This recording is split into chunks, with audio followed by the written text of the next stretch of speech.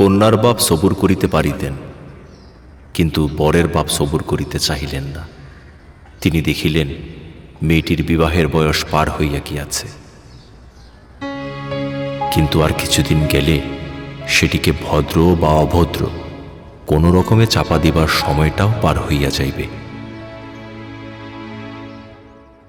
মেয়ের বয়স অবৈধ রকমে বাড়িয়া গিয়াছে বটে, কিন্তু পণের টাকার আপেক্ষিক গুরুত্ব এখনো তাহার চেয়ে কিঞ্চিত উপরে রহিয়াছে। সেজন্যই তারা, আমার সন্দেহ হয়, অধিকাংশ লোকে স্ত্রীকে বিবাহ মাত্র করে, পায় না, এবং জানেও না যে সে পায় নাই। তাহাদের স্ত্রীর কাছেও আমৃত্যুকাল সে খবর ধরা পড়ে না। কিন্তু সে যে আমার সাধনার ধন ছিল, সে আমার সম্পত্তি নয়, সে আমার সম্পদ।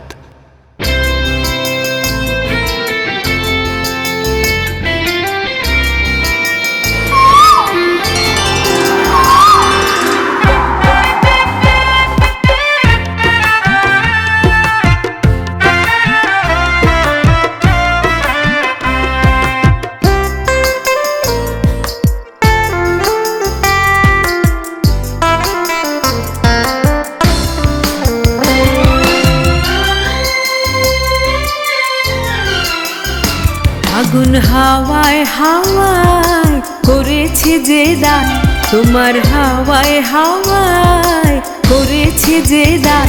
আমার আপন হারা প্রাণ, আমার বাঁধন ছেঁড়া প্রাণ, তোমার হাওয়ায় হাওয়ায় করেছে যে দান।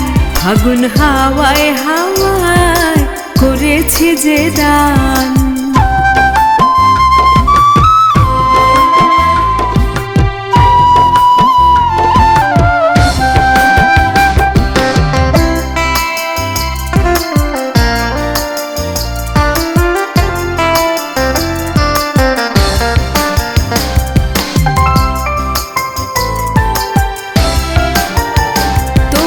অশোকে কিংসুকে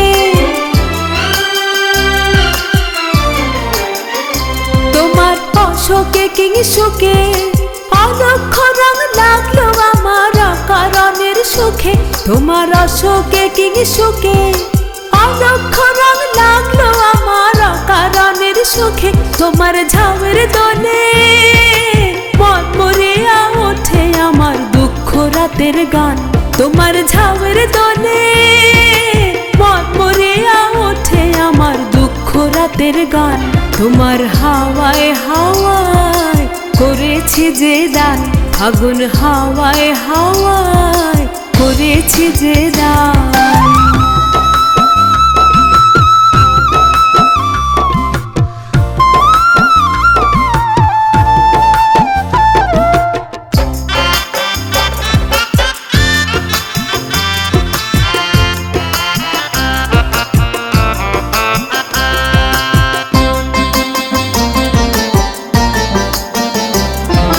পূর্ণিমা সন্ধ্যায় তোমার রজনীগন্ধায়, রূপসাগরের পারের পানে উদাসী মন্ধায়। পূর্ণিমা সন্ধ্যায় তোমার রজনীগন্ধায়, রূপসাগরের পারের পানে উদাসী মন্ধায়।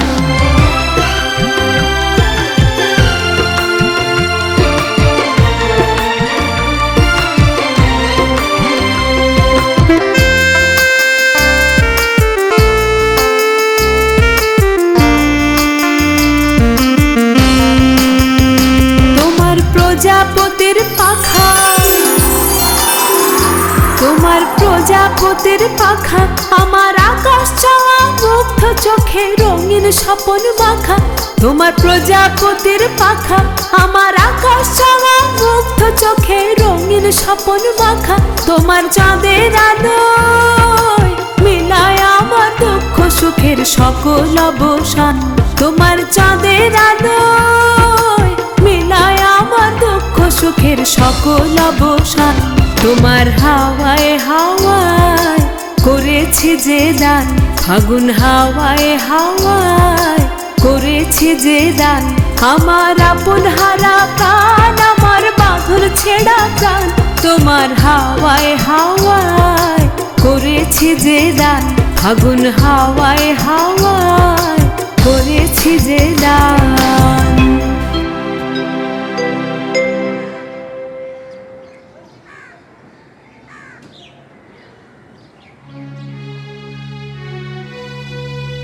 বুড়িকে দেখছি না তোরে। দেখবেন কি, সে তো পাহাড়ের ঝোপঝাড়ে প্রজাপতি ধরে বেড়াচ্ছে, গান গাইছে।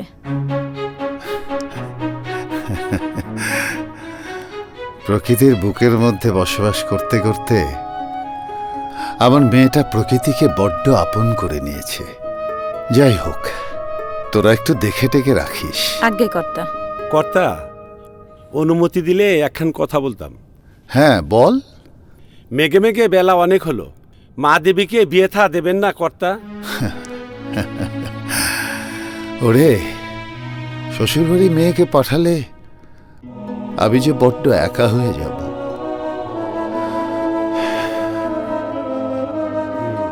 কথাটা ঠিকই বলেছিস তোরা। ওর মা বেঁচে থাকলে এই বিষয়টা অনেক আগেই খেয়াল করত। যাই হোক, তোরা যা, আমি একটু বাহির থেকে ঘুরে আসি। আজ্ঞে কর্তা।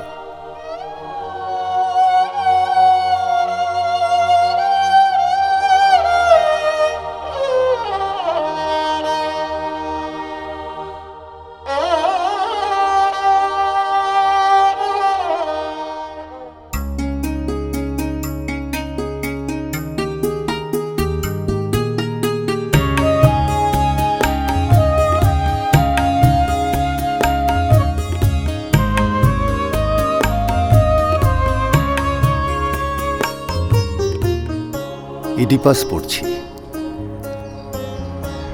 সফোক্লেসের একটা ট্র্যাজেডি। বুঝলি বুড়ি, দারুণ ঘটনা। বাবা, তোমার এই বৃথা আত্মপক্ষ সমর্থন আমি মানছি না। তুমি সুযোগ পেলেই ভীষণ অনিয়ম করে ফেলছো। তোমার স্নানের সময় হয়ে গেছে, যাও। যাই যাই, মাতৃ আদেশ শিরোধার্য। আচ্ছা, তুই যখন শ্বশুরবাড়ি যাবি বলি, তখন আমাকে কে শাসন করবে বল? আমি যেখানেই থাকি আমার শাসন সব সময় তোমার উপর অব্যাহত থাকবে, কোথাও তোমার রক্ষে নেই। তাই না? আচ্ছা ঠিক আছে, চল।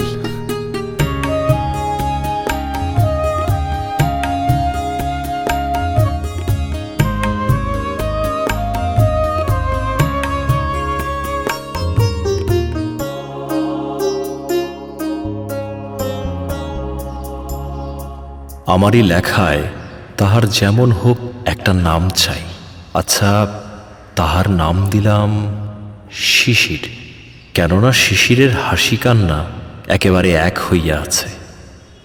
আর শিশিরে ভোরবেলাটুকুর কথা সকালবেলায় আসিয়া ফুরাইয়া যায়। শিশির না, এ নামটি আর ব্যবহার করা চলিল না। একে তো এটি তাহার নাম নয়, তাহাতে এটি তাহার পরিচয় নহে। সে সূর্যের মতো ধ্রুব, সে ঘন জীবনে উষার বিদায়ের অশ্রুবিন্দুটি নয়। কি হইবে গোপন রাখিয়া, তাহার আসল নাম হৈমন্তী।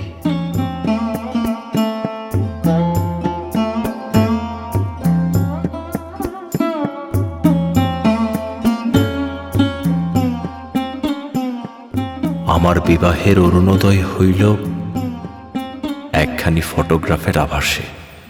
ভারী একখানি সাদাসিধা মুখ, সাদাসিধা দুটি চোখ এবং সাদাসিধা একটি শাড়ি, কিন্তু সমস্তটি লইয়া কি যে মহিমা, আমি তা বলিতে পারিব না। পরের ছবিটির উপর আমার মনের সোনার কাঠিটি লাগাইতেই সে আমার জীবনের মধ্যে জাগিয়া উঠিল। সেই কালো দুটি চোখ আমার সমস্ত ভাবনার মাঝখানে কেমন করিয়া চাহিয়া রইল। আর শাড়ির সেই বাঁকা পাড়ের নিচেকার দুখানি খালি পা আমার হৃদয়কে আপন পদ্মাসন করিয়া লইল। আমার শ্বশুরের বন্ধু বনমালী বাবুই আমাদের বিবাহের ঘটকালি করিয়াছিলেন।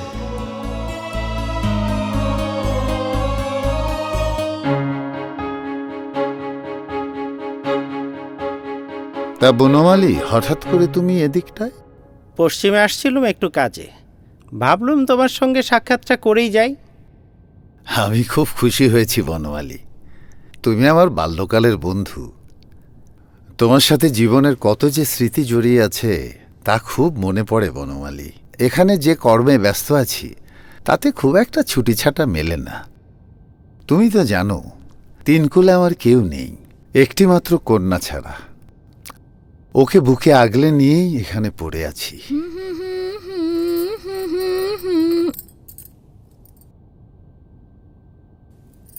নমস্কার কাকাবাবু। নমস্কার। অনেকদিন পর এলেন যে? হ্যাঁ, কলকাতা থেকে পশ্চিমের এই হিমালয় অঞ্চল ঢের দূর, তাই খুব একটা আশা হয় না। তুমি ভালো আছো তো হৈম? জি কাকাবাবু, আমি ভালো আছি। বুড়ি, এবার তোর বনমালী কাকা এখানে দুদিন বেড়াবে। তুই মাধবীকে দিয়ে ওই গেস্ট রুমটা একটু পরিষ্কার করে নে, যা। ঠিক আছে বাবা, আর সেই সঙ্গে আমি কাকাবাবুর জন্য জলখাবারের ব্যবস্থাও করছি। আচ্ছা আচ্ছা। রবিশঙ্কর, একটা বিষয় কিন্তু তুমি ভুলেই বসে আছো। কি বিষয় বনমালী? তোমার মেয়েটি যে বড় হয়েছে তা কি তুমি ভেবেছ কখনো?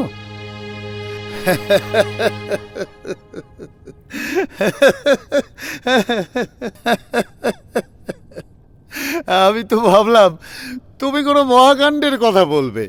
দেখো, তোমার হাতে যদি কোনো ভালো পাত্র থাকে তাহলে ঘটকালি করতে পারো। আরে আছে তো আছে, যোগ্য পাত্রই আছে। তাই নাকি? তুমি যখন হ্যাঁ বলেছ, এবার আমি নিজেই গটকালি শুরু করে দিই। হ্যাঁ, শুরু করে দাও, সেটাই বরং ভালো হবে। শুনছ? হুম, তোমাকে তাড়াবার ব্যবস্থা হচ্ছে। আরে দূর। বনমালী বাবুকে তোমার বিয়ের সম্পর্কে কর্তাবাবুর সঙ্গে কথা বলতে শুনেছি। বরের বাড়ি কলকাতায়, দেখতে রাজপুত্রের মতো। এই দেখো দেখি, রাজকন্যের বিয়ে তো রাজপুত্রের সাথেই হবে। পাহাড়ের জঙ্গলে রাজপুত্র হাতি ঘোড়া সাজিয়ে বসে আছে। এই তুই যা তো। মনে মনে তো ঠিকই খুশি হয়েছো। এই তুই যা তো, যা।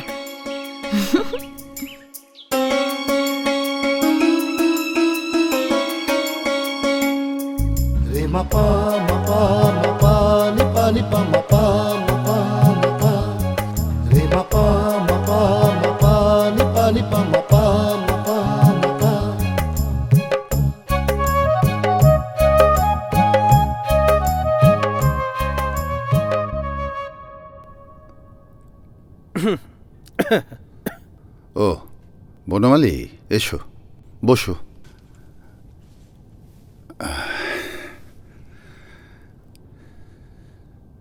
তুমি তো ধম্মকাম্য কিছু মানো না গৌরীশঙ্কর।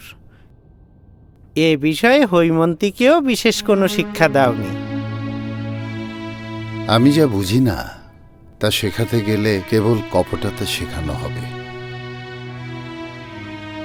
আমি তো কাউকে ধর্মকর্ম করতে নিষেধ করিনি বনমালী। আমি কোনো সংস্কার মানি না। এসব সংস্কার মানব সমাজে কল্যাণের চেয়ে অকল্যাণ বয়ে আনে। মানা না মানা এটা কি আমার অন্যায়? তুমি অন্যায় কিছু করতে পারো না, এটা সকলেই জানে। কিন্তু সকলের মন্তব্য, তুমি ইংরেজি পড়ে ধম্মকাম্য মানতে চাও না। গৌরীশঙ্কর, হৈমন্তীর বিবাহের ব্যাপারটা কিন্তু এবার আমি পাকাপোক্ত করেই আসব। তুমি যেটা ভালো মনে করবে সেটাই করো। আচ্ছা, দেশাচার তুমি জানো তো, ভালো পাত্রের পিতামাতা একটু মোটা অঙ্কের পণ দাবি করেই থাকে। বনমালী, আমার একটিমাত্র সন্তান, বড় আদরের ওই বুড়ি, সপ্তরাজার ধন। ওর সুখের জন্যে যথাসাধ্য আমি সবই করব। বেশ তো, এটুকু করলেই হবে। তুমি নিশ্চিত থাকতে পারো।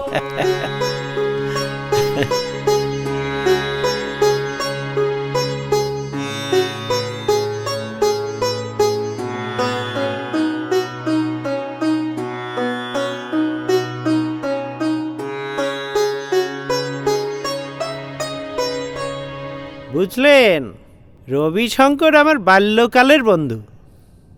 যেমন বিদ্যের মানুষ, তেমন তার সততা, এক কথার মানুষ। তাই তো রাজা বাহাদুর তাকে এত উচ্চাসন দিয়েছে।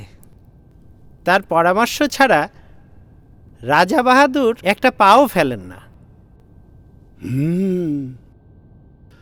তা বটে, তা বটে, বুঝেছি মশাই। বনমালী বাবু, কিছু মনে করবেন না।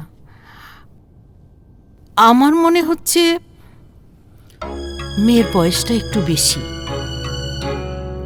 রবিশঙ্কর তার একমাত্র কন্যার জন্যে যথাসাধ্য সবই করবেন। তার সকল কিছুর মালিক তো ভবিষ্যতে মেয়ে আর জামাই হবে। আপাতত পণ হিসেবে 15,000 টাকা নগদ আর 5,000 টাকার গহনা দেবে। এইটা কিন্তু এখনকার সময়ের জন্য কম কিছু নয়। আমি তো গৌরীদানের বিপক্ষে নই। বনমালী বাবু, আপনি পাকা কথা দিয়ে ফেলুন। ওই পঞ্জিকা অনুসারে আমরা দিনক্ষণটা ঠিক করতে চাই। আগে ঠাকুরকে বলে আপনি বিবাহের দিনক্ষণ ধার্য করুন, আমি গৌরীশঙ্করকে রাজি করাবো। ঠিক আছে, আর গৌরীশঙ্কর বাবুকে আমার প্রণাম জানাবেন। তা তো বটেই, তা তো বটেই। তাহলে আমি আজকে উঠি। নমস্কার, নমস্কার, নমস্কার। নমস্কার। নমস্কার।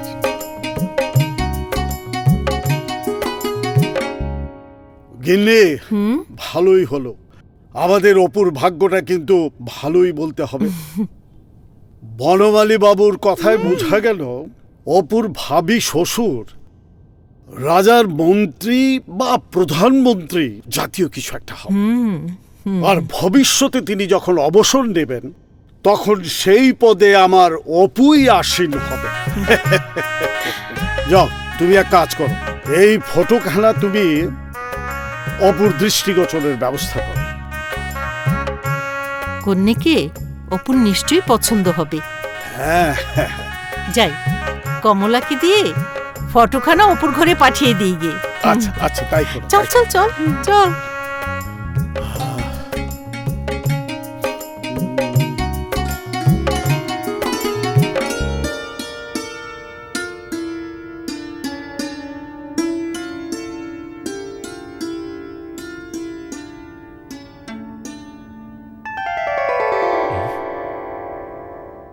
ঠাকুরপো, এইবার সত্যিকারের পড়া পড়ো। দেখো তো একে তোমার মনে ধরেছে কিনা।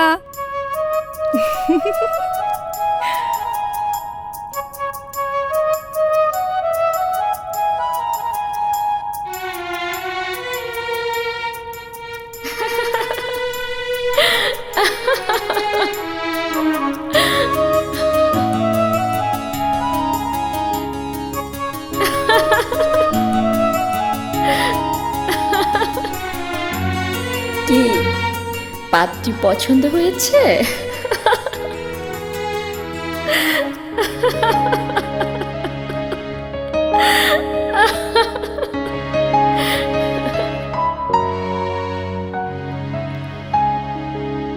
তুমি যে সুরের আগুন লাগিয়ে দিলে মোর প্রাণে, এ আগুন ছড়িয়ে গেল, এ আগুন ছড়িয়ে গেল সবখানে, সবখানে, সবখানে।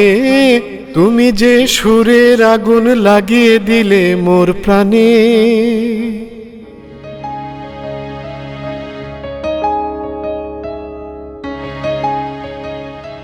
তা বনমালী, জলখাবার কিছু হয়েছে? সে কি আর বলতে আছে? মা লক্ষ্মী আছে না। শোনো গৌরীশঙ্কর, ওরা আর দেরি করতে চাইছে না। ছুটির অজুহাত দেখিয়ে তুমি কিন্তু 2-3টে লগ্ন পার করে দিয়েছ। সামনে আকালের সময় এসছে, তার আগেই বিয়েটা সেরে ফেলতে হবে। ঠিক আছে, তুমি যা বলো তাই হবে। আমাদের হৈমন্তী যেমন লক্ষ্মী মেয়ে, অপুও তেমন সোনার ছেলে। এপে পাশ করে এখন বিয়ে পড়ছে, দুজনকে যা মানাবে না। সংসারের নিয়ম তো মানতেই হয়। মেয়েটা চলে গেলে আমি থাকবো কেমন করে? ও আছে বলে আমার সংসারটা ভরে আছে। গৌরী, সবই সংসারের নিয়ম। যত কষ্টই হোক, নিয়ম তো মানতেই হয়।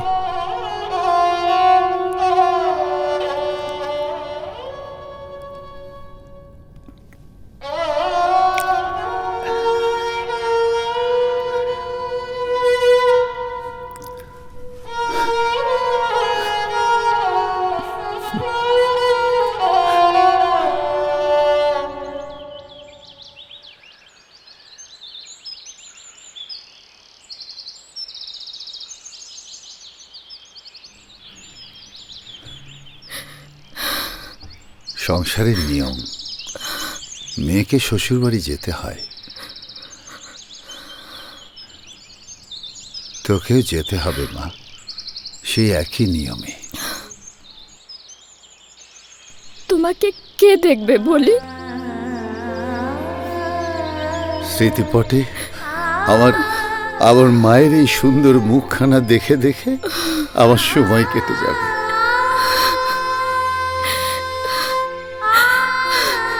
শেষ অবধি তুমি আমাকে তাড়িয়ে ছাড়বে বাবা। আমি তো আমার বুকের পাশ থেকে তোকে সরাতে চাই না মা, কিন্তু সংসারের নিয়ম বড় নিষ্ঠুর। তবে তবে এই নিষ্ঠুরতার মাঝেও আনন্দ খেলা করে। একটা নতুন সংসারের পত্তন ঘটে, সেখানে আছে নতুন মানুষ, নতুন জীবনের হাতছানি।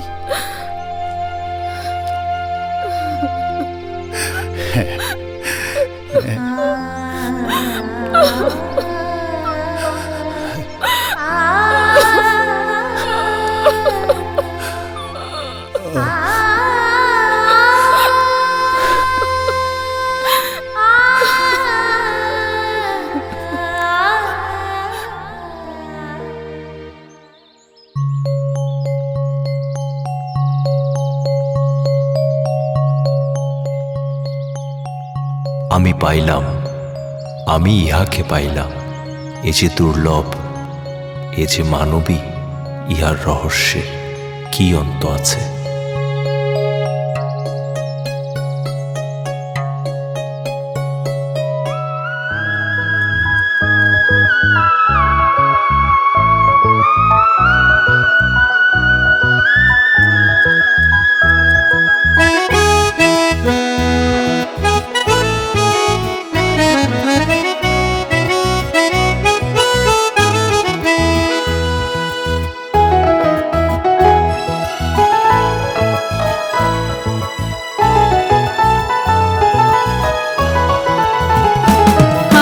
যত তারা তব আকাশে, সবে মোর প্রাণ ভরে প্রকাশে। আজি যত তারা তব আকাশে, সবে মোর প্রাণ ভরি প্রকাশে। আজি যত তারা তব আকাশে।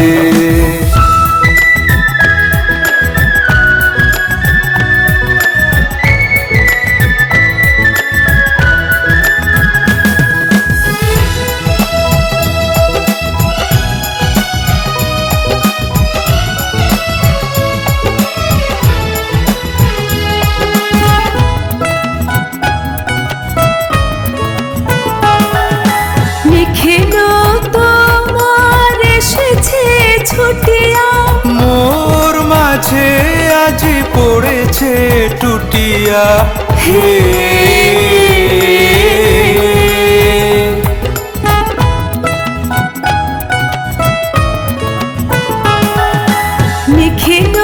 তোমার এসেছে ছুটিয়া মোর মাঝে আজি পড়েছে টুটিয়া হে তবনি কুঞ্জের মন জড়ি যত আমারি অঙ্গে বিকাশে আজি যত তারা তব আকাশে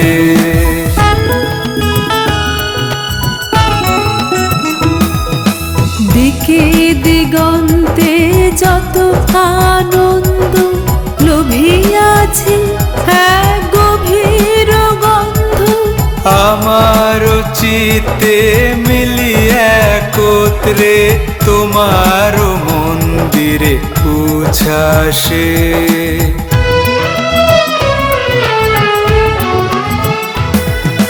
দিকে দিগন্তে যত আনন্দ লোভিয়াছে এক গভীর গন্ধ আমার চিতে মিলি একত্রে তোমার মন্দিরে উচ্ছ্বাসে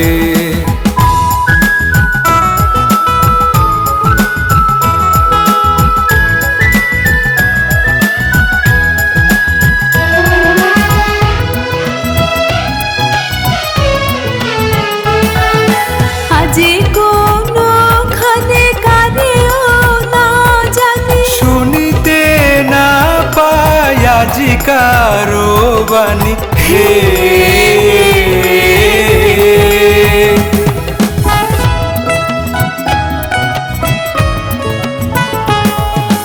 আজি কোনখানে কানেও না জানি শুনিতে না পাই আজি কারো বাণী হে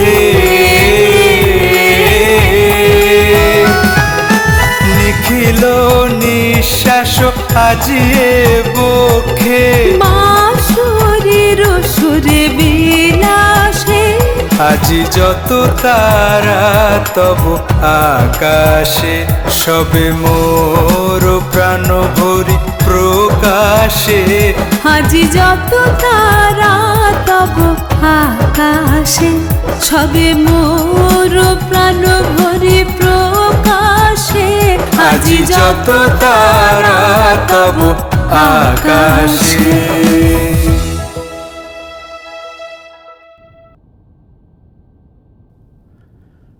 বেয়াই, আপনি কোনো চিন্তা করবেন না। আপনার মেয়ে বাবাকে ছেড়ে এসেছে, আর এখানে এসে মা বাবা দুজনকেই পেয়েছে। আর তাছাড়া আপনার যখন মন চাইবে এসে ওকে নিয়ে যাবেন। আমার সৌভাগ্য, আপনাদের মতো হৃদয়বান মানুষের ঘরে আমার হৈমর ঠাঁই হয়েছে। বেয়াই মশাই, হৈমুকে কিন্তু আমি আমার ছেলের বউ হিসাবে দেখব না। ও কিন্তু আমার আরেকখানা মেয়ে। আমার এই সংসারে ও রাজকন্যা হয়ে থাকবে গো। সেই আস্থা নিয়ে আমি চিন্তাহীন থাকব। বুড়ি, চলি। ঠিক আছে, তোর একখানি মাত্র এই বাপ, আজ হতে এর যদি কিছু খোয়া যায় বা চুরি যায় বা নষ্ট হয়, আমি তার জন্য দায়ী নই। তাই বই কি, কোথাও যদি একটু লোকসান হয় তোমাকে কিন্তু তার ক্ষতিপূরণ দিতে হবে। বাবা, আমি নেই, মাধবীকেও তুমি আমার জন্য রেখে যাচ্ছ। কে দেখবে বাবা তোমাকে? বই পড়া তো তোমার নিত্য অভ্যেস। বেশি রাত জেগে বই পড়বে না, ঠিক সময় মতো খাওয়া দাওয়া করো। আমার জন্য তুমি মোটেও চিন্তা করবে না। তুমি আমার কথা রেখো বাবা, আমার কথা রাখবে তো বাবা? মানুষ পণ করে পণ ভেঙে ফেলে হাঁপ ছাড়ার জন্য, অতএব কথা না দেয়াই সবচেয়ে নিরাপদ। অপু, আমার সঙ্গে একটু এসো। নমস্কার। নমস্কার। নমস্কার। এসো।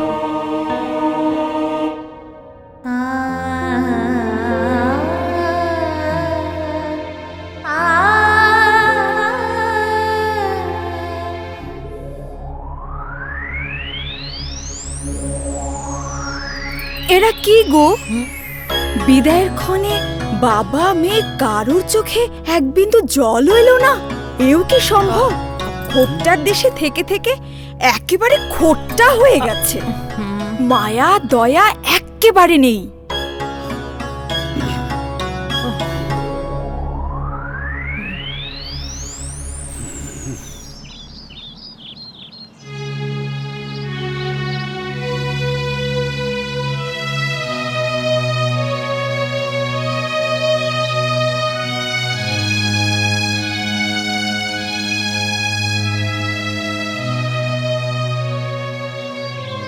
বাবা,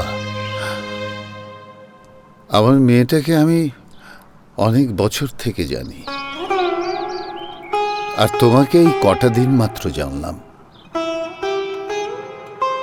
তবুও তোমার কাছেই রয়ে গেল। যে ধন আমি তোমাকে দিয়ে গেলাম তার মূল্য যেন তুমি বোঝো। এর বেশি আশীর্বাদ আর নাই।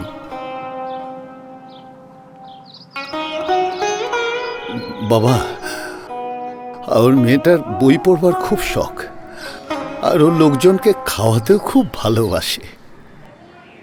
আমি বিআইকে বিরক্ত করতে চাই না, তাই মাঝে মাঝে তোমাকে কিছু টাকা পাঠাবো। তোমার বাবা জানতে পারলে কি রাগ করবেন? সংসারে কোনো একটা দিক হতে অর্থ সমাগম হলে বাবা রাগ করবেন? তার মেজাজ তো এত খারাপ দেখি নাই। কিছু বলছো বাবা? না, কিছু না।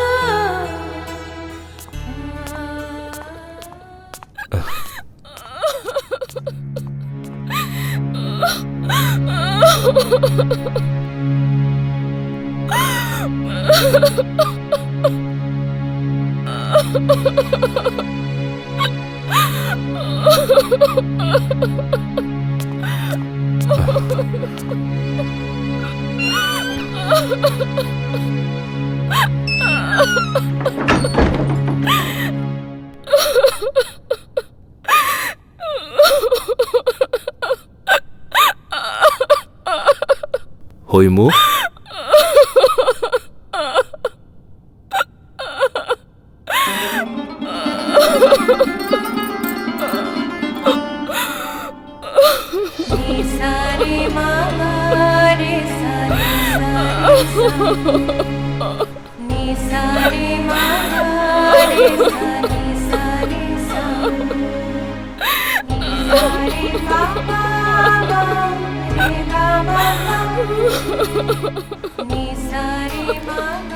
বিবাহের পর নারীকে নিজ পিতৃগৃহ ত্যাগ করে অপরিচিত মানুষকে আপন করে নিতে হয়। এটাই সংসারের নিয়ম।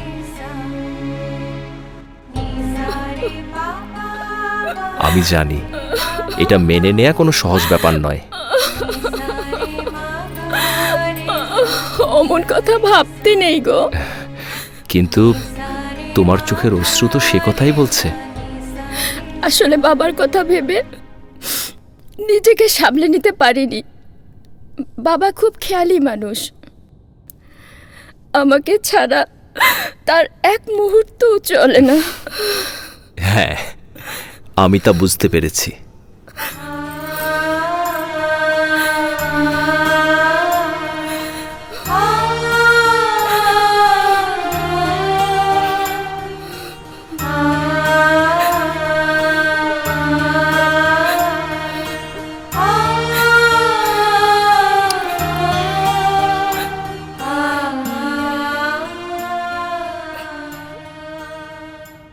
লোকে বলে অপু শ্বশুরের নাকি ব্যাংকে অনেক টাকা।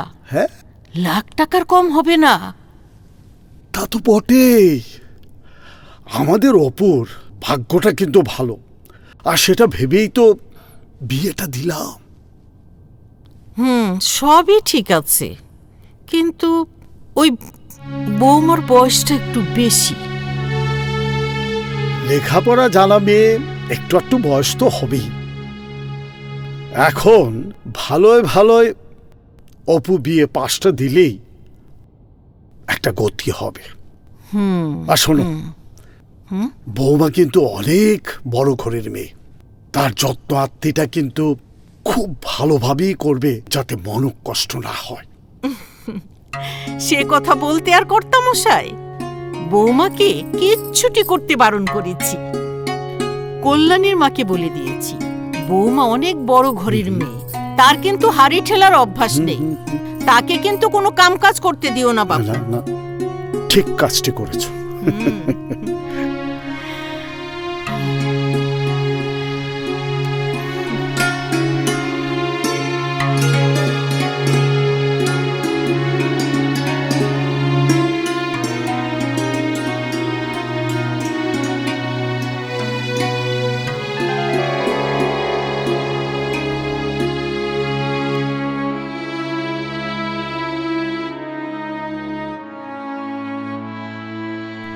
বাবা, তোমাকে খুব মনে পড়ে। ঠিক মতো খাওয়া দাওয়া করছো তো? খবরদার, কোনো অনিয়ম করবে না। বাবা, পাহাড়ের দিনগুলো চোখের সামনে ভাসে। আমাদের সংসারের কত স্মৃতি, কত কথা পাহাড়ের সবুজ গায়ে হয়তো ঘুরে ফিরছে। কি নীরব প্রকৃতির মাঝেই না আমাকে বড় করেছ। কলকাতা তেমন না, এখানে মানুষের চলাচল অনেক বেশি, ভালোই লাগে। আমার শ্বশুর মশাইয়ের সংসারে বেশ পসার ঘটেছে। তোমার জামাই অপুর লেখাপড়া ভালোই চলছে। আমার ছোট্ট ননদিনী নারানী আর আমি একসাথে পুতুল খেলি। আমার শ্বশুর মশাই ও শাশুড়ি মা ভালোই আছেন। বাবা, আমিও খুব ভালো আছি। তুমি ভালো থেকো। ইতি, তোমার হৈমন্তী। শ্বশুরালয়ে কন্যা সুখে আছে, ভালো আছে, এই সংবাদ যে কোনো বাবা মার জন্য সবচেয়ে বড় খবর, সুখের খবর।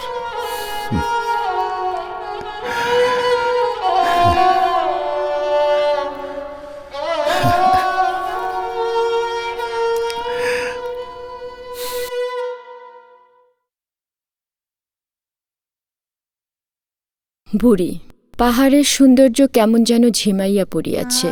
হয়তো তোর বিরহের কারণেই হইবে, তাছাড়া সবকিছু ঠিকঠাক রহিয়াছে। তোর শাসনের ভয়ে আমিও ঠিকঠাক মতো জীবন অতিবাহিত করিতেছি। একটি কথা কখনোই ভুলিবি না, তা হইল মেয়েদের কাল অতিবাহিত করিতে হয় স্বামীর সংসারে। স্বামীর সংসারই হইল নিজের সংসার। শরীরের প্রতি যত্ন নিবি। তোর শ্বশুর শাশুড়িকে আমার নমস্কার, অপু ও নারানীকে আমার আদর। আমি ভালো আছি, আমার জন্য চিন্তা করিবি নে। ইতি, তোর গিরিবাসী বাবা।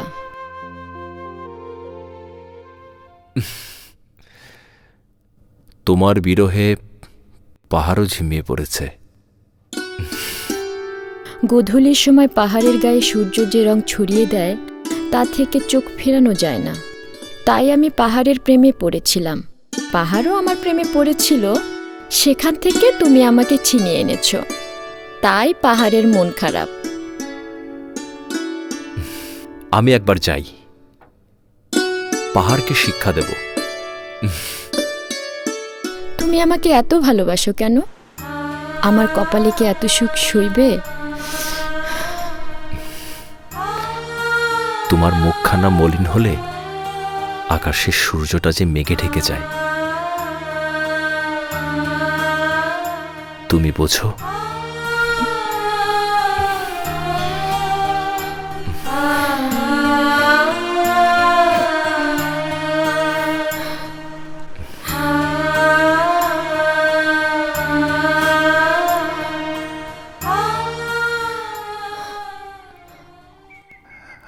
আমার হৈমুখ কেমন আছে বনমালী? ভালো, খুব ভালো আছে। শ্বশুর শাশুড়ি হৈমকে খুব যত্ন করে। আর অপুর তো হৈমন্তী ছাড়া চলেই না। অবুঝ বয়সে বুড়ির মা মরে গেছে। এতটা বছর এই বুকে আগলে রেখেছি।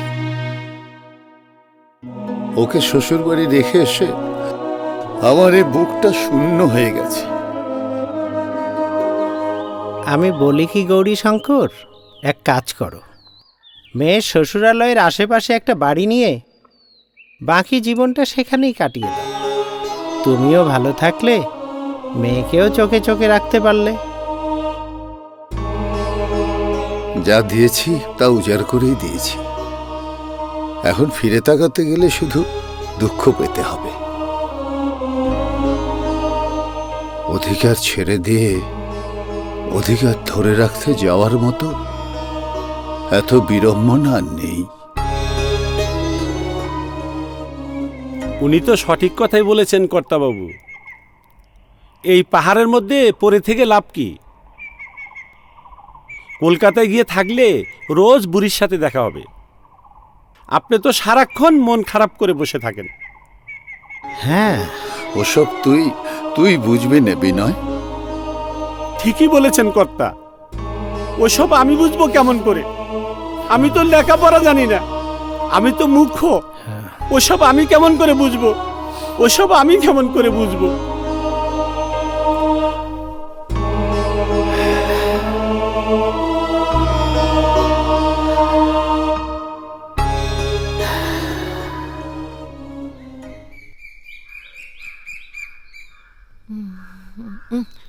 এই যে মাধবী, শোনো, আমরা ঠাকুরকে মান্যগণ্যি করে চলি, পুজো পার্বণ করি। তুমি বাবু কোন জাতের মানুষ জানতে চাই না। তুমি সব ঘরে প্রবেশ করবে না, সব কিছু ছোবে না। দেখো, তোমাকে যা বললাম তা যেন আবার বৌমার কানে লাগিও না, বুঝলে? নিশ্চিন্তে থাকেন কর্তি, আমি হৈমুখে কিচ্ছুটি বলবো না।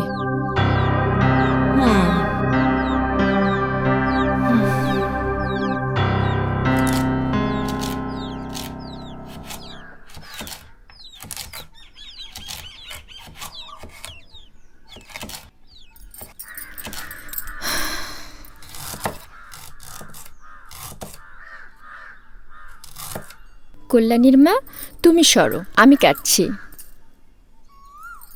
বৌদিমণি,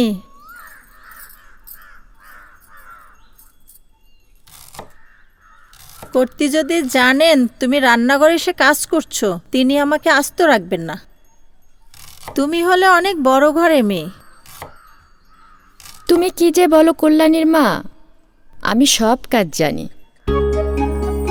কাজ করলে মান সম্মানের কোনো ক্ষতি হয় না। কলকাতার মেয়েরা তোমার মতো না। তারা মনে করে বড় ঘরে মেয়েরা কাজ করলে মান সম্মানের হানি হয়। শোনো কল্যাণীর মা, যারা সংসারে কাজ করে না বরঞ্চ তাদেরই মান সম্মানের হানি হয়। দাও তো দাও, আমি কাটি। নিন।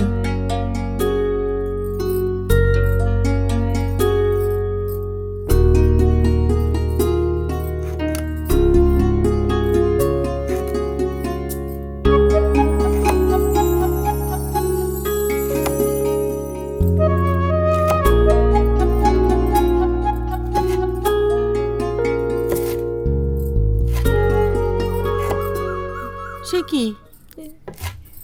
এই কল্যাণীর মা, তোকে না বলেছি বৌমাকে কোনো কাজে হাত দিতে দিবি না?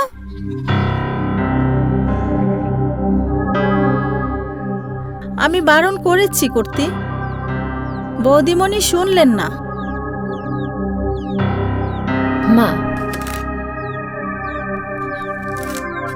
ঘরের বউ যদি কাজকর্ম না করে তাহলে কি ভালো দেখায়?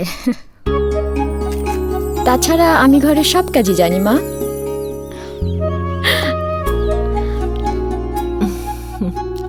তোমার কাজ হলো অপুকে সঙ্গ দেয়া, সে যেন ভালোই ভালোই বিয়ে পাশ করে। যাও মা, ওঠো ওঠো, যাও। যাচ্ছি মা, যাচ্ছি। যাও। মা, আমার তো মা নেই, তাই এতদিন মায়ের আদর সোহাগও বুঝিনি। আপনাকে দেখে মায়ের স্নেহ মমতা অনুভব করছি মা। মা বুঝি এমনই হয়। পাগলি মেয়ে, আমি তো তোমার মা।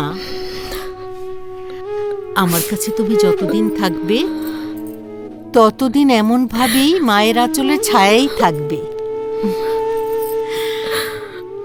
পাগলি মেয়ে।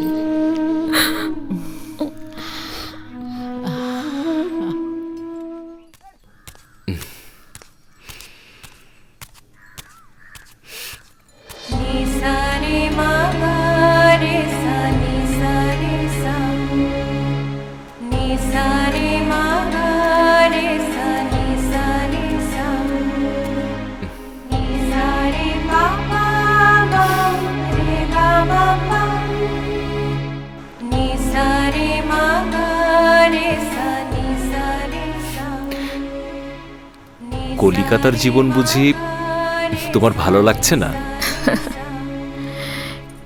কে বলেছে এমন কথা? বেশ তো আছি। শুধু মাঝে মাঝে আকাশের একখণ্ড ঘন কালো মেঘ তোমার সুন্দর মুখখানি ঢেকে দেয়, তখন প্রকৃতি কেমন যেন নীরব হয়ে যায়। ঠিক আছে, আমি এখন থেকে নীরবই হয়ে যাব। আরে আরে, ইরানি গোলাপের মতো অপরূপ মুখখানা মেঘে আচ্ছন্ন হয়ে গেলে আমি বর্ষার জলে ডুবে যাব তো? তুমি প্রেম দেবী আফ্রোদিতির চেয়েও সুন্দর। আফ্রোদিতির কত সৌন্দর্য তুমি জানো? নিশ্চয়ই আমার বউয়ের চেয়ে রূপসী নয়। আফ্রোদিতি যদি জানতে পারে, সে দেবালয়ে তোমার নামে নালিশ দিবে। আমিও প্রমাণ করে ছাড়বো ভালোবাসা কাকে বলে। আফ্রোদিতিকে আমার বউয়ের কাছ থেকে ভালোবাসা শিখে যেতে হবে।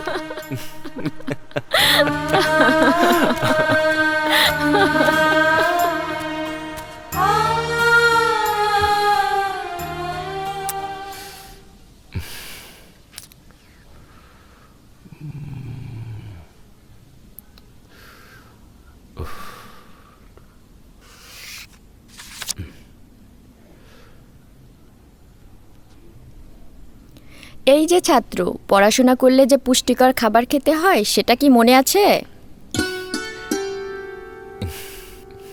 এ দায়িত্ব এখন আর আমার উপরে নেই। আচ্ছা, বুঝেছি। যার উপরে দায়িত্ব অর্পিত হয়েছে সে দুধের গ্লাস হাতে দাঁড়িয়ে আছে। অনুগ্রহ করে দুধটুকু খেয়ে আমাকে মুক্তি দিন মশাই।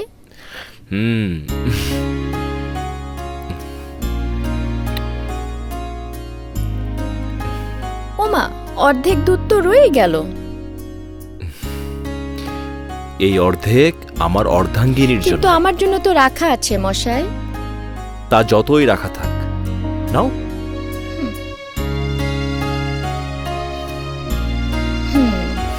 ঠিক আছে। তুমি কোথায় যাচ্ছ?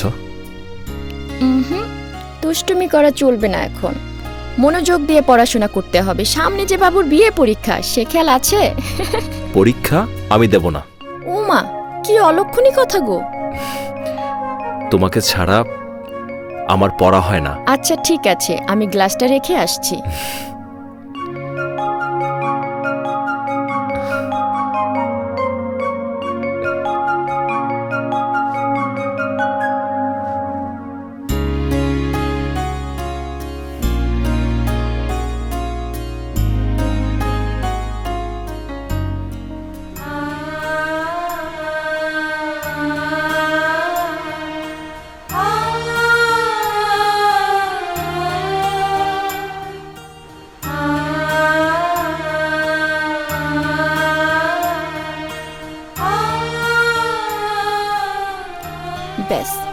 এখন তোমাকে একদম নতুন বউ লাগছে। বারে সবাই তো তোমাকে নতুন বউ বলে, আমি তো নারানি। তুমি হচ্ছে গিয়ে একটা পাকনা বুড়ি, আমার আদরের ননদিনী। সবাই বলে তুমি নাকি পশ্চিমের পাহাড়ের রাজকন্যা। সত্যি কি তুমি রাজকন্যা? রাজকন্যার তো পাইক পেদা থাকে, আর রাজপুত্র আসে পঙ্খিরাজ ঘোড়ায় চড়ে। তোমার রাজপুত্র পঙ্খিরাজ ঘোড়া নিয়ে আসেনি? শোনো, আমার রাজপুত্র হচ্ছে তোমার দাদা। তোমার দাদার তো পঙ্খিরাজ ঘোড়া নেই, তাই তিনি আমাকে শকটে করে নিয়ে এসেছে। তোমার জন্য পঙ্খিরাজ ঘোড়া আসেনি? তাহলে তুমি কেমন রাজকন্যা? আমাদের এই নারানি বুড়িটা হচ্ছে আসল রাজকন্যা। তোমার জন্য সেই দক্ষিণ থেকে রাজপুত্র আসবে পঙ্খিরাজ ঘোড়ায় চড়ে, টকবক টকবক করে। আমাকে বাচ্চা মনে করেছো? আমি কিন্তু সব বুঝি। ওরে আমার পাকনা বুড়ি রে, চলো আমরা খেলতে যাই।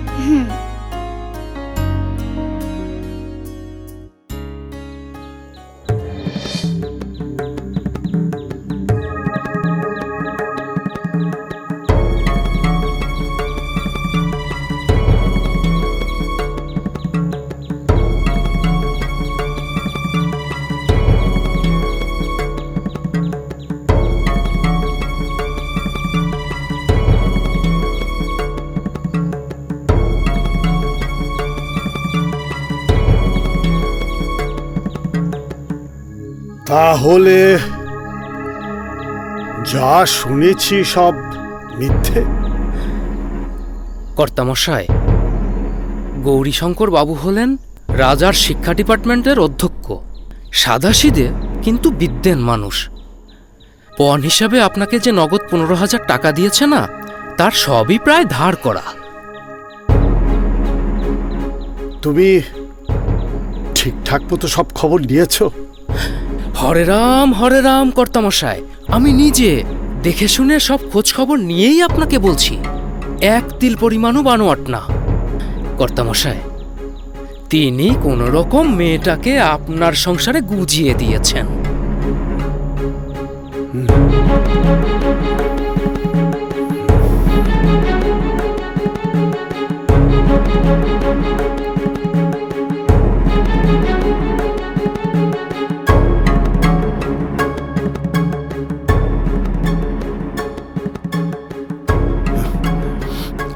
আমার সাথে প্রবঞ্চনা? হৈমন্তীর বাবার বিষয় সম্পত্তির ব্যাপারে আপনার সাথে আগে কোনো কথা হয় নাই? আহা, প্রধানমন্ত্রী গোছের একজন লোকের অঢেল টাকা পয়সা থাকাই তো স্বাভাবিক। এর আবার জিজ্ঞাসার কি আছে? এখন বুঝেন? হৈমন্তীর বাপের বন্ধু বনমালীকে বিশ্বাস করেই এই ঠকাটা হলো। তাহলে রাজদরবারে ওই হৈমন্তীর বাবার কাজটা কি? শিক্ষা ডিপার্টমেন্টের অধ্যক্ষ। সে আবার কি গো? ওই হেডমাস্টার টাস্টার জাতীয় কিছু একটা হবে। ওরে আমার কপাল রে, ওরে আমার কপাল।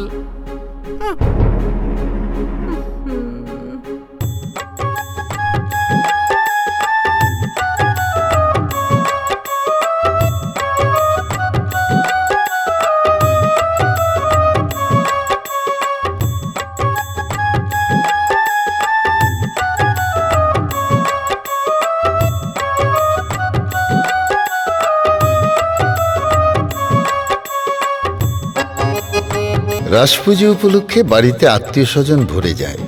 তারা নতুন বউ হৈমন্তীকে দেখে তার বয়স সম্পর্কে নানা ধরনের ঠাট্টা মশকরা করে। অপুর মা হৈমন্তীর বয়স ঢাকার জন্য যত রকম প্রচেষ্টা আছে তা করতে থাকেন।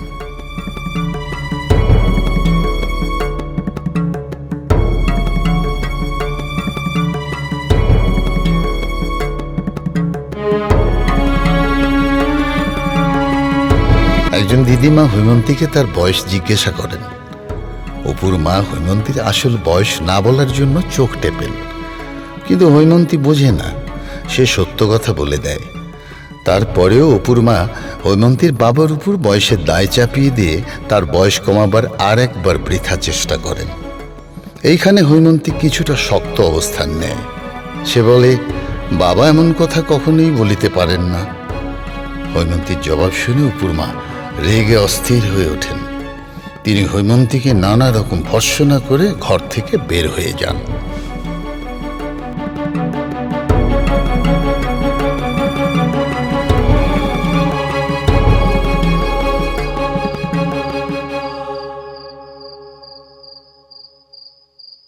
হৈমুর দুর্গতিতে দুঃখ করিব কি, তাহার কাছে আমার মাথা হেট হইয়া গেল।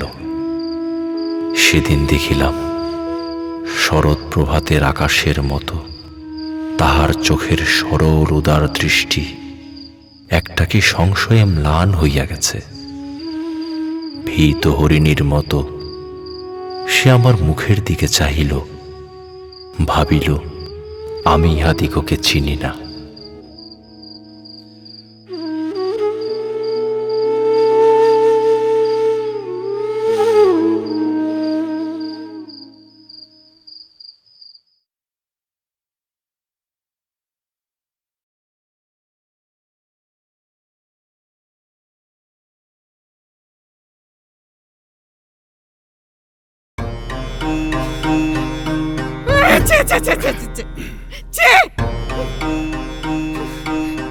বয়স নিয়ে আমার মুখে মুখে তর্ক করলো, বললো আমার বাবা কোনোদিন মিথ্যে বলতে পারে না।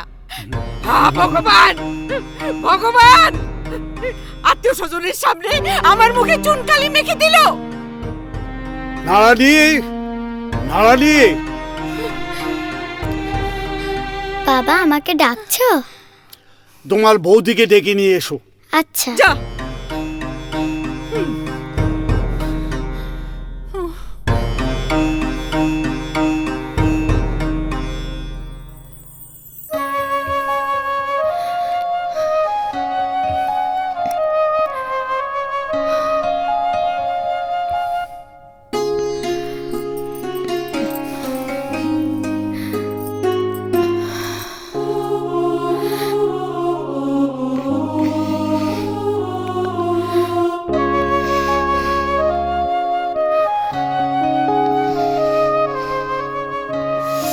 তোমার স্পর্শ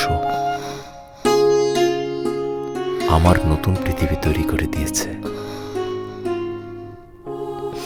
তুমি এত সুন্দর কেন? তোমার জন্য। হৈমু, আমার কি মনে হয় জানো? তুমি না বললে আমি জানবো কেমন করে? ভগবান তোমাকে শুধু আমার জন্যই বানিয়েছেন। তোমায় না পেলে আমার জীবন অপূর্ণ থেকে যেত। তোমার জন্য। বৌদি,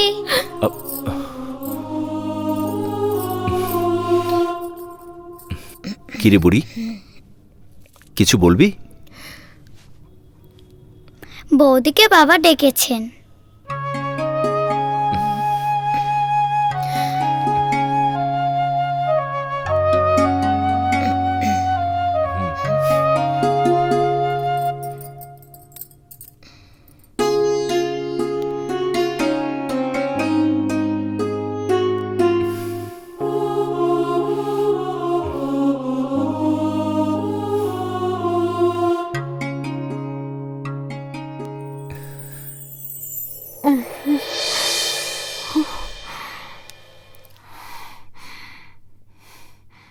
বাবা, বলি, আইবুড়ো মেয়ের বয়স বলাটা কি খুব গর্বের বিষয়? তাও আবার ঢাক ঢোল পিটিয়ে। শোনো বাপু, আমাদের এখানে এসব চলবে না, কথাটা বলে রাখলাম।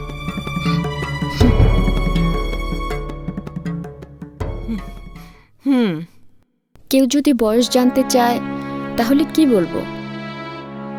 মিথ্যে বলার দরকার নেই, বলবে আমি জানি না, আমার শাশুড়ি জানে। হুম।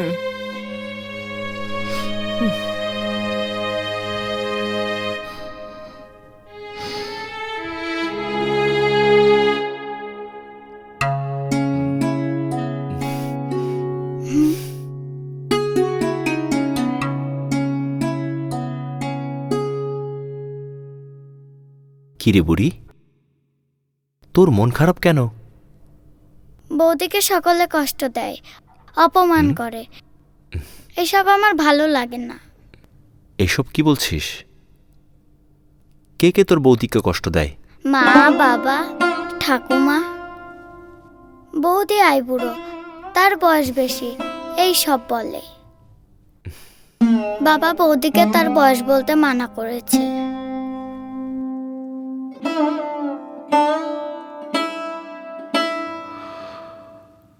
এসব কথা হৈমু তো আমাকে কখনো বলেনি, বুঝতেও দেয়নি। এত বেদনা, এত গঞ্জনা সে নীরবে বহন করছে। আমি কি করব, কি সান্ত্বনা দেব তাকে?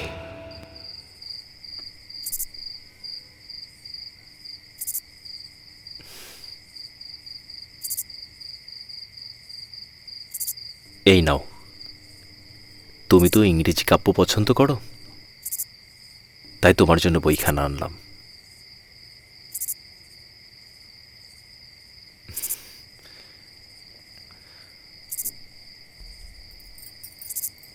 এসো।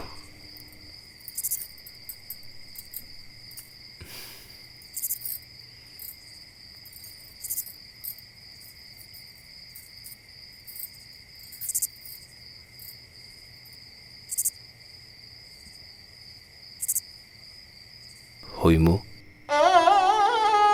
আমার উপর রাগ করো না।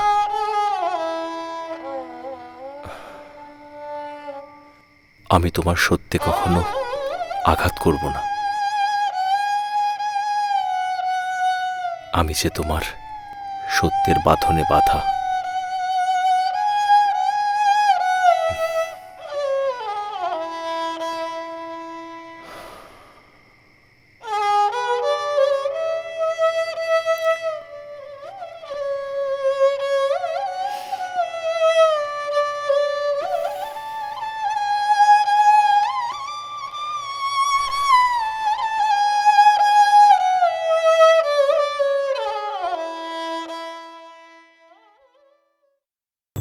এই তো সেদিন রাস পুজো করে চলে গেলুম, আবার তোমাদের নেমন্তন্ন পেলাম।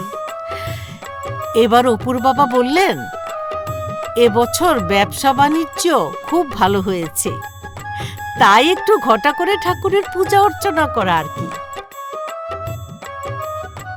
তিনি তো চিরকালই ঠাকুরের পূজারী। ঠাকুর, তোমাদের কোনোদিন অমঙ্গল হবে না বাপু। বৌমা যাও মা, পুজোর আয়োজন করো গিয়ে। মা বলে দেন আমাকে কি করতে হবে? সে কি গো, এত বড় মেয়ে লোক পূজা অর্চনা জানে না? সে সে সে ওমা, এ কি কাণ্ড! এ কোন নাস্তিকের ঘরের মেয়ে! এবার এ সংসারে আর লক্ষ্মী রইল না। শুনলুম শিশুকালে মা মরেছে, বাপও কি মরেছে? এ কেমন কথা গা? বাপে ধর্মকর্ম করে না, তাই বলে কি মেয়েকে কি শিখাইতে পারেনি?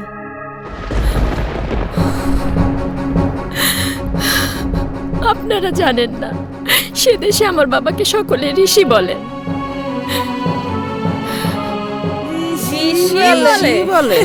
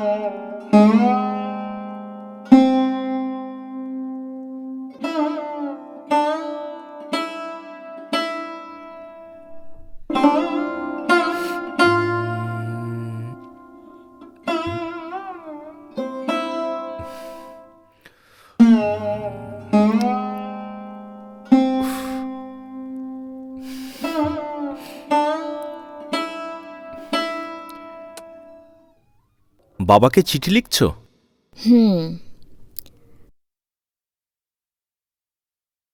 শোনো বাবা, আমাকে শ্বশুরবাড়ি পাঠিয়ে দিয়ে তুমি নিজেকে স্বাধীন মনে করছো? আমি কিন্তু ঠিকই সব বুঝতে পারছি। যদি অনিয়ম করো আমি তার ব্যবস্থা করিব। স্বাস্থ্যের প্রতি যত্ন নিবে, ঠিক মতো খাওয়া দাওয়া করবে, বেশি রাত জাগবে না। এখন বলো আর কি লিখব? লিখো, আমার স্বামী বড় দুষ্ট হইয়া উঠিয়াছে, সে আমাকে বড়ই জ্বালাতন করে। ওরে দুষ্টু, এই দুষ্ট ছেলে, তোমাকে শাসন করতে হবে। তুমি তো লেখাপড়া ঠিক মতো করছোই না, শুধু বউয়ের পিছন পিছন ঘুরছো।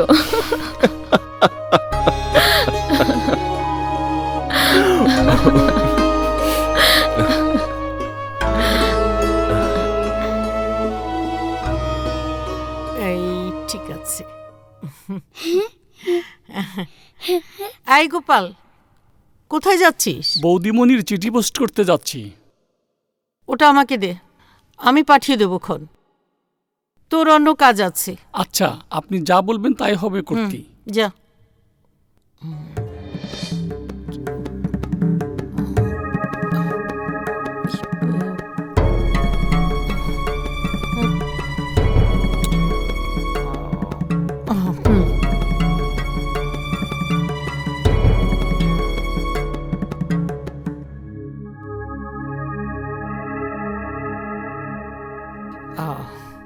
এই যে শুনছেন, এই চিঠিখানে দেখুন তো কি লিখেছে।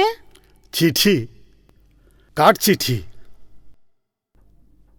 বৌমার চিঠি, বাবার কাছে লিখেছে। না জানি আমাদের নামে কত কিছু লিখেছে। না, তেমন কিছুই লিখেনি। হ্যাঁ, কিছু না? না। আমি তো ভাবলুম এই বাড়ি সম্বন্ধে কত কিছু লিখে বাপের কান ভারী করছে, এই আমরা গালমন্দ করি, গঞ্জনা দিই। তা যাই হোক, বাপের কাছে এত ঘন ঘন চিঠি লিখতে হবে কেন? বাপই যেন সব, আর আমরা যেন কিছুই না। মা, তুমি সবসময় বৌদির সাথে এমন করো কেন? হ্যাঁ, বৌদির জন্য এত দরদ? তুমি বৌদির নেওটা হয়েছো? হ্যাঁ, আমি বৌদির নেওটা হয়েছে বেশ করে। ব্যাস, যা এখান থেকে। হ্যাঁ, ঘরের শত্রু দেখেছেন? তাই তো, তাই তো।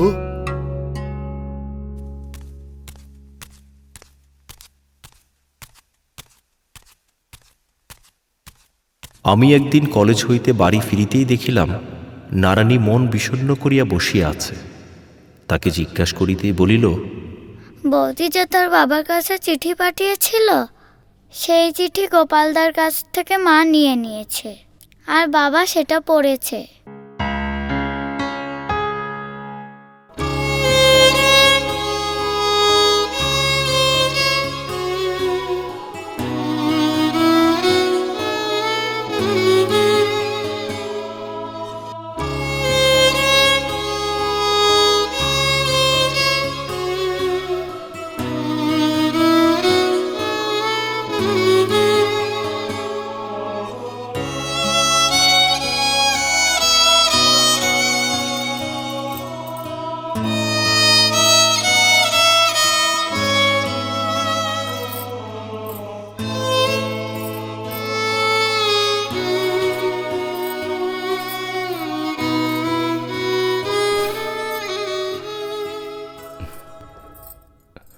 হইমু, তোমার বাবার চিঠি আর কাউকে না দিয়ে আমাকে দিও।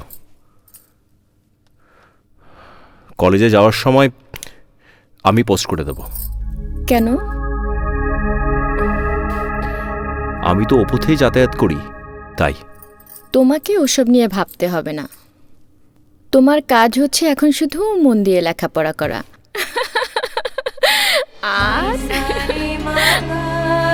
আর বউকে ভালোবাসা।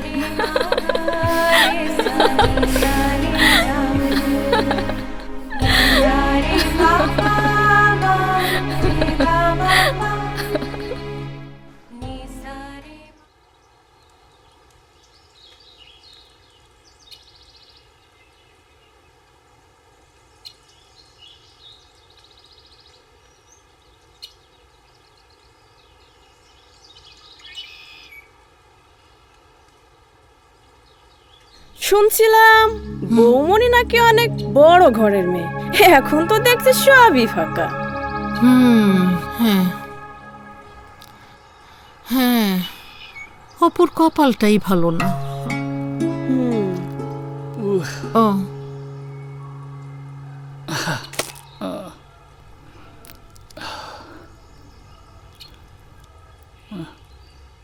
কলকাতার বাজারে জিনিসপত্রের দাম ধেই ধেই করে বেড়ে যাচ্ছে করতে। ইংরেজ সাহেবদের কারণে নেমুকের দামও অনেক বৃদ্ধি পেয়েছে। কলিকাল বলে কথা। ওসব আমি বুঝি না বাপু, ওসব হলো পুরুষ মানুষের ব্যাপার। এই কোলাম আর কি।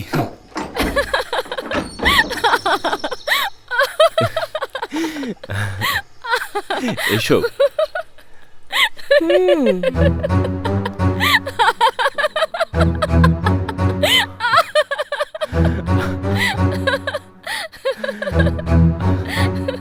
সে কি গো, অপু তো দেখছি বউয়ের আঁচলের নিচ থেকে বেরই হয় না। আই বুড়ো বউ, অপুর মাথাটা একেবারে খেয়ে ফেলেছে। ঠিকই বলেছেন। এবার বুঝি আর বিয়ে ডিগ্রিটাও হলো না। ঠিকই বলেছেন কাকিমা, বউ এত নেওটা হলে পুরুষের মাথা কি ঠিক থাকে গো? দেখছো না, বই পাঠির চেয়ে আমার ছেলে বউ পাঠি বেশি ব্যস্ত।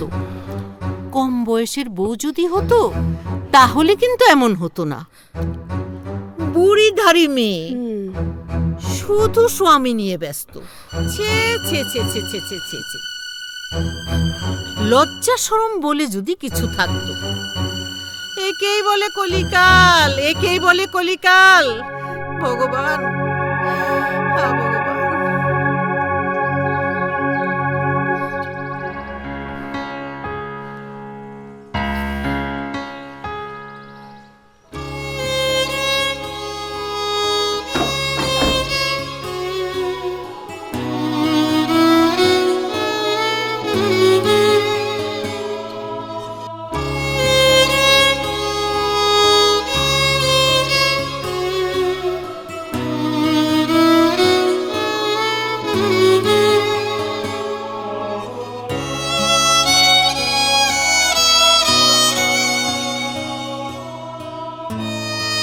মায়ের কথায় মন খারাপ করেছ?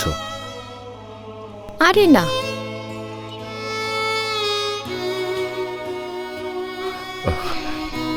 আমি বিয়ে পাশ করে প্রমাণ করে দেব আমি তোমার জন্য বিয়ে পাশ করতে পেরেছি। তুমি একটা পাগল, বউ পাগল। আসলেই আমার মন প্রাণ সকলে দিয়েছে তোমাকে।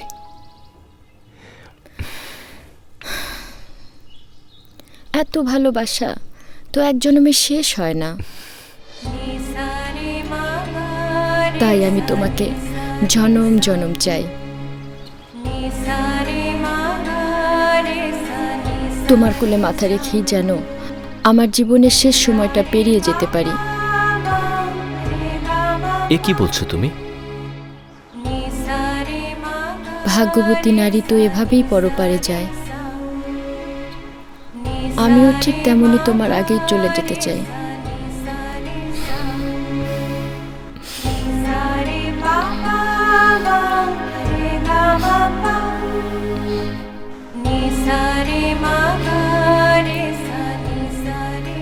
আমি তো আমার বউ ছেড়ে কোথাও যেতে চাইনি। আমার বাবার স্বপ্ন আমি আমার শ্বশুর মশাইয়ের মতো রাজার মন্ত্রী হব। কিন্তু আমার বাবা তো রাজার মন্ত্রী নন, তিনি তো শিক্ষা দপ্তরের অধ্যক্ষ। তিনি মন্ত্রী নন তাতে কি? সম্মান তো মন্ত্রীর চেয়ে কোনো অংশে কম নয়। আরে না, আমার মন্ত্রী হওয়ার ইচ্ছে নেই। বাবার ব্যবসা দেখব আর বউকে ভালোবাসবো, বুঝলে? লোকে বলবে বউ পাগল। তবু কিছু একটা হলো তো।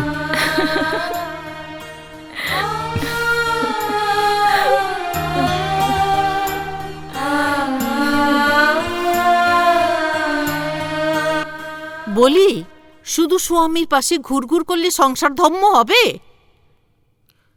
সংসারের কাজকর্মে একটু হাত লাগাও বাপু।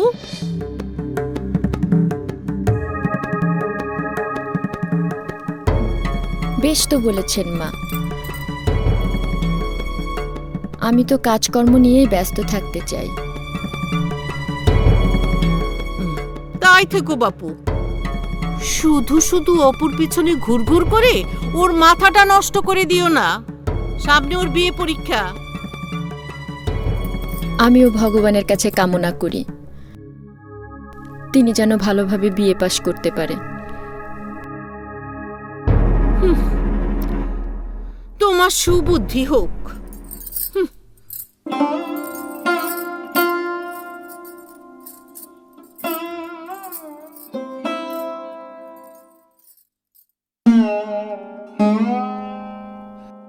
বলি, এখানে আর কত অপমান সহ্য করবে তুমি?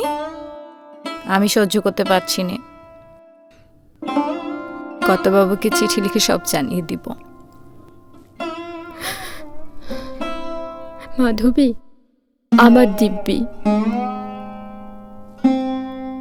এসব কিছু কখনো তুই বাবাকে বলবি না। বেশ, তুমি থাকো, আমি পারছি না।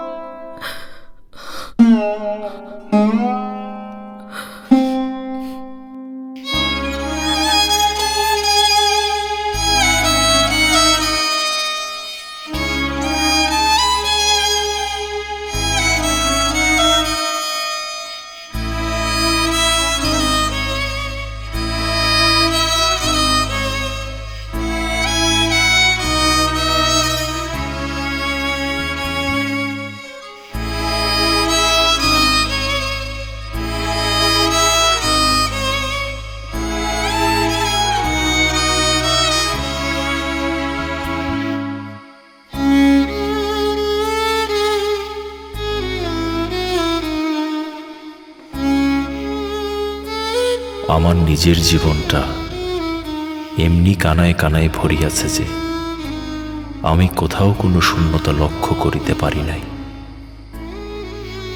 আজ হঠাৎ আমার অত্যন্ত নিকটে অতি বৃহৎ একটি নৈরাশ্যের গহ্বর দেখিতে পাইলাম। কেমন করিয়া, কি দিয়া আমি তাহা পূরণ করিব?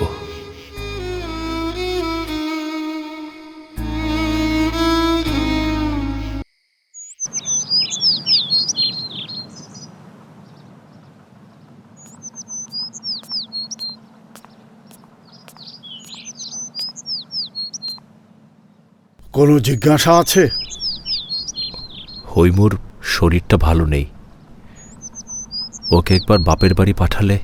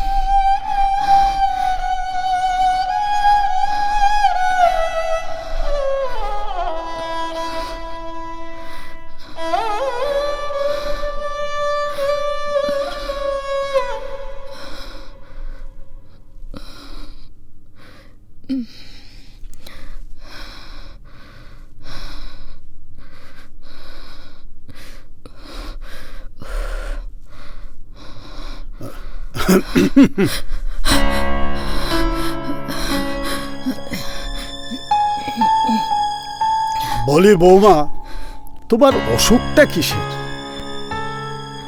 আমার তো কোনো অসুখ নাই বাবা। এই উত্তরটা তেজ দেখাবার জন্য।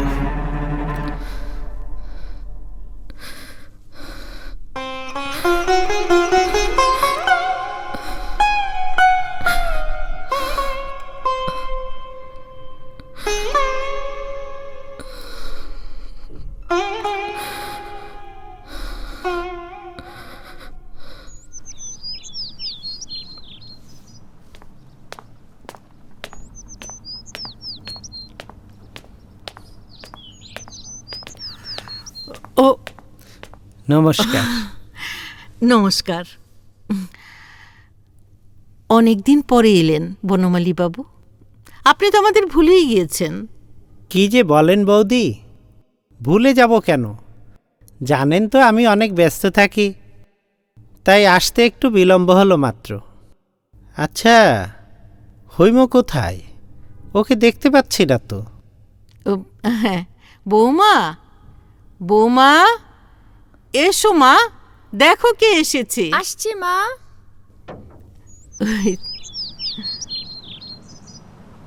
ওই তো।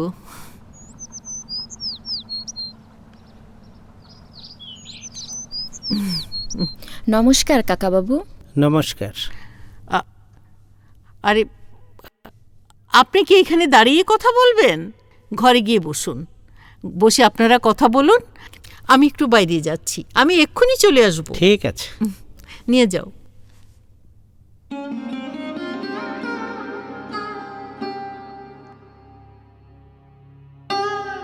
হৈম, এ কি চেহারা হয়েছে তোর?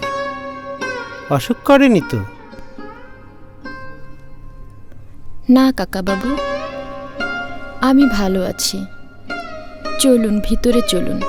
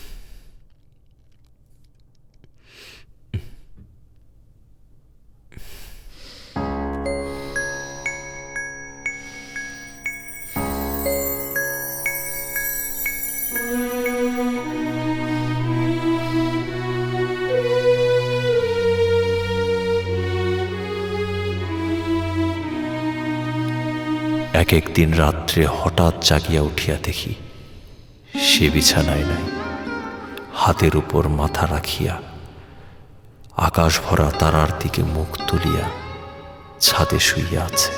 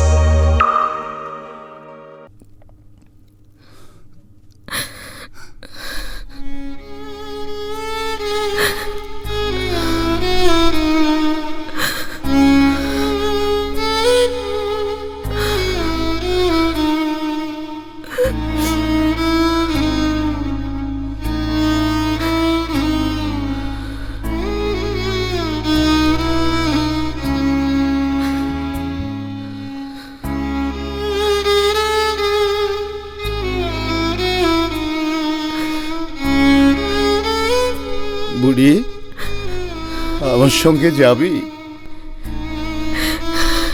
যাবো বাবা।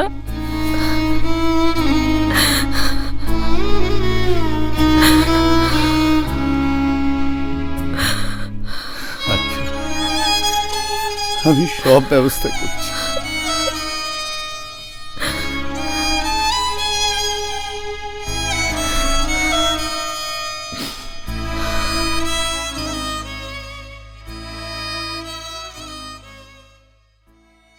ভালোবেসে যদি সুখ না আহে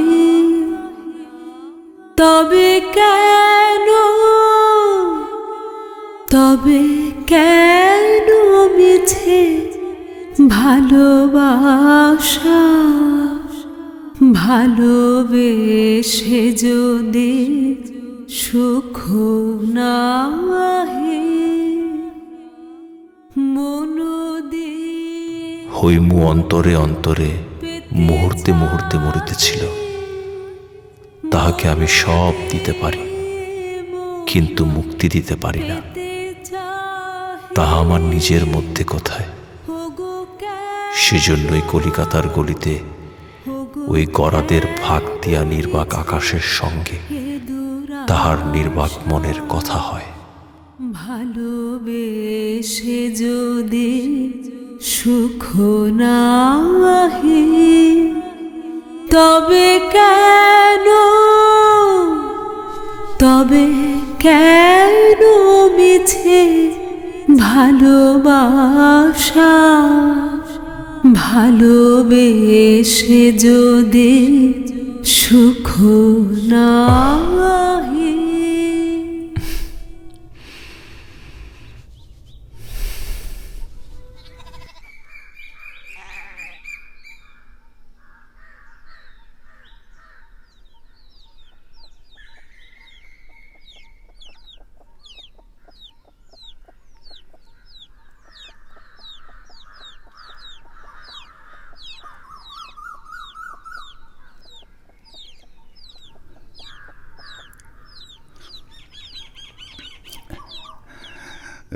নমস্কার।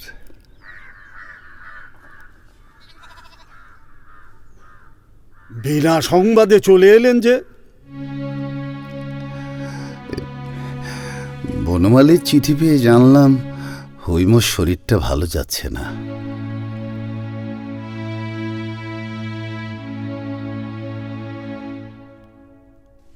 বৌমার শরীর ভালো নেই?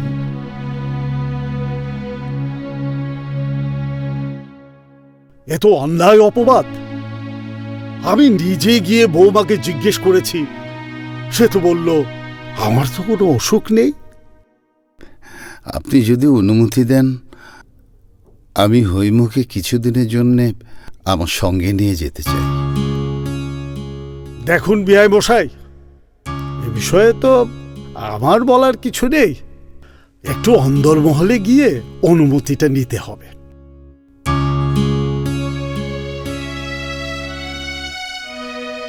আপনার মেয়ে বাবাকে ছেড়ে এসেছে, আর এখানে এসে মা বাবা দুজনকেই পেয়েছে। আর তাছাড়া আপনার যখন মন চাইবে এসে ওকে নিয়ে যাবেন।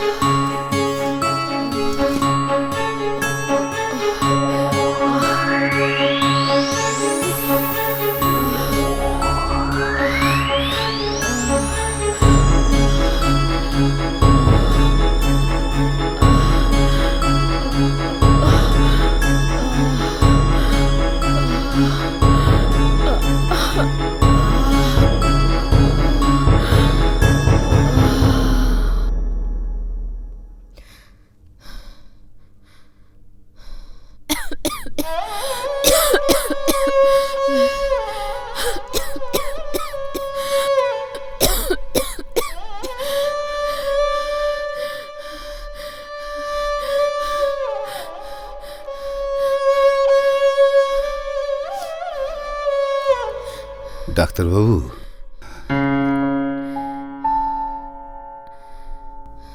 বেশ কিছুদিন ধরে মেয়েটার শরীর ভালো যাচ্ছিল না, তাই ওকে বাড়ি নিতে এসেছিলাম। আজ হঠাৎ মাথা ঘুরে পড়ে গেল। একটু দেখে বলুন না আমার মেয়েটার কি হয়েছে। দেখি।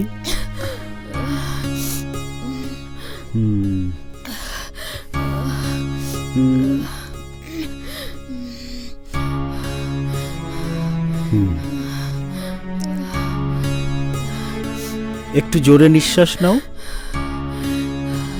একটু জোরে জোরে।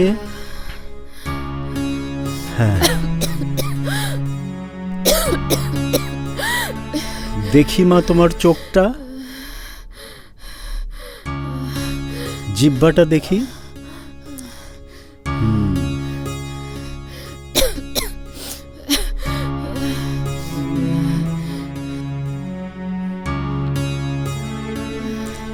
হ্যাঁ, বায়ু পরিবর্তন আবশ্যক, না হলে হঠাৎ শক্ত কোনো ব্যামো হতে পারে।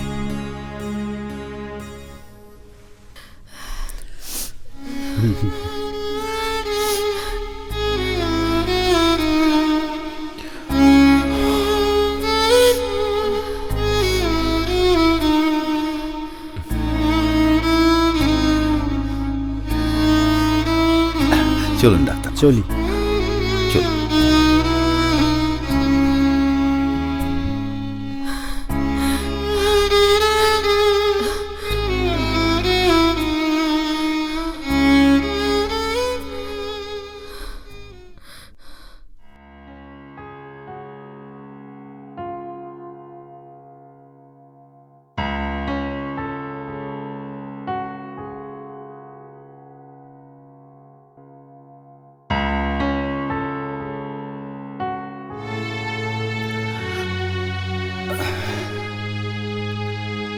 ডাক্তারবাবু বললেন বায়ু পরিবর্তন আবশ্যক, না হলে হঠাৎ একটা শক্ত ব্যামো হতে পারে।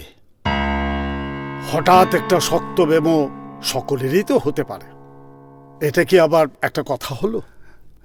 জানেন তো উনি একজন প্রসিদ্ধ ডাক্তার, ওনার কথা কি? অমন ডাক্তার ঢের দেখেছি।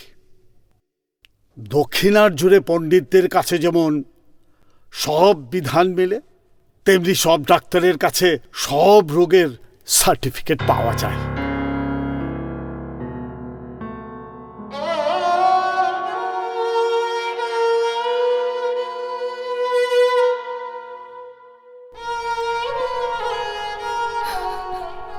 ওই মা, আমি আসি রে মা, ভালো থাকিস। বাবা, ফের যদি কখনো তুমি আমাকে দেখবার জন্য এমন ছুটোছুটি করে এ বাড়িতে আসো, তবে আমি কিন্তু ঘরের কপাট দিব।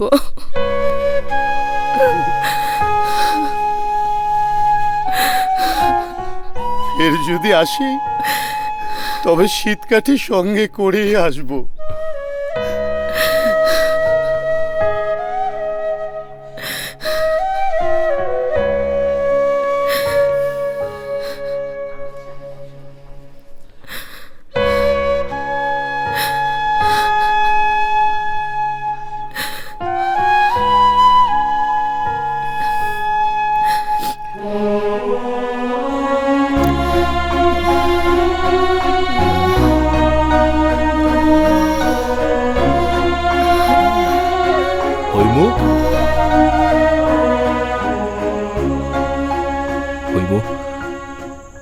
ও কোথায় গেল? ঘরেও তোকে দেখছি না। এই অসুস্থ শরীর নিয়ে ও। হৈমু, হৈমু, হৈমু, হৈমু, তুমি এখানে এভাবে শুয়ে আছো কেন? হৈমু, তুমি এমন করছো কেন? ঘরে চলো, ঘরে চলো। আমি তোমার জন্য সব কিছু করব। তোমাকে তোমার বাবার কাছে নিয়ে যাবো আমি। হৈমু, হৈমু, আরে তুমি কিছু বলছো না কেন? এসো।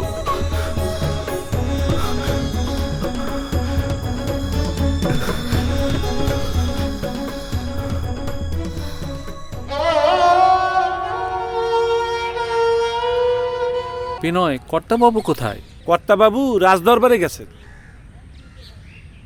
কর্তাবাবুর শরীরটা বেশি ভালো নেই। শরীর ভালো নেই কেন? কলকাতার খবর ভালো না। হৈমুর শরীরও খুব খারাপ। কর্তাবাবু কলকাতা থেকে মন বিষণ্ণ করে ফিরে এসেছে। হৈমুর বিয়ের সময় আমার কাছ থেকে সুদে টাকা ধার নিয়েছিলেন। চিন্তা করবেন না মশাই, যথাসময়ে আপনি টাকা পেয়ে যাবেন। আচ্ছা, কর্তাবাবুকে আমার কথা বলো। আজ আসি। আচ্ছা, নমস্কার।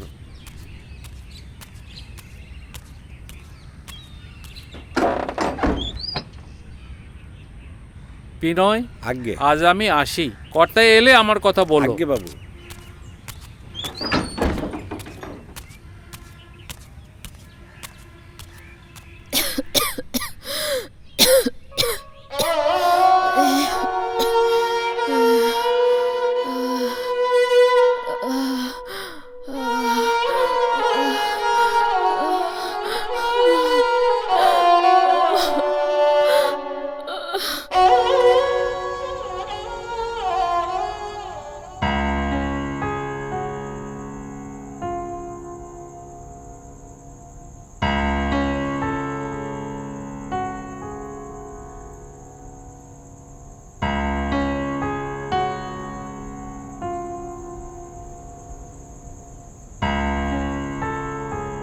হৈমুকে আমি তার বাবার বাড়ি নিয়ে যেতে চাই। বটে রে, তোমার এত বড় স্পর্ধা! বলি, বাপের মুখের উপর কথা বলার সাহস তুমি কোথায় পেলে?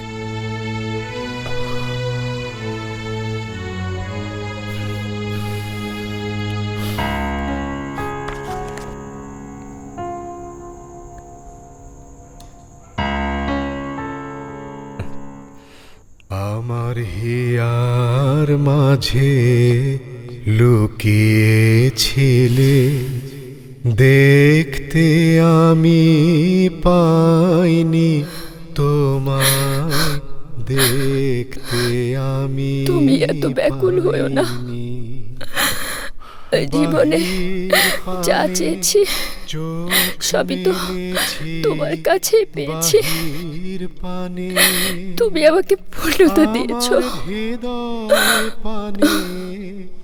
তোমার হৃদয়, মন সবকিছুই তো আমাকে উজাড় করে দিয়েছ। আমিও নিজেকে তোমার পায়ে সঁপে দিয়েছি। কারো প্রতি আমার কোনো রাগ, ক্ষোভ নেই, অভিমানও নেই। বাবাকে আমার জন্য কাঁদতে মানা করো, নিজেকে কষ্ট দিও না। আবার নতুন করে সংসার সাজিও। পরের জন্মে ভগবানের কাছে প্রার্থনা করে তোমাকে আবার যে নেব। সকল আশায় তুমি ছিলে আমার কাছে, তুমি ছিলে, আমি তোমার কাছে যাইনি, আমার হিয়ার মাঝে লুকিয়েছিলে।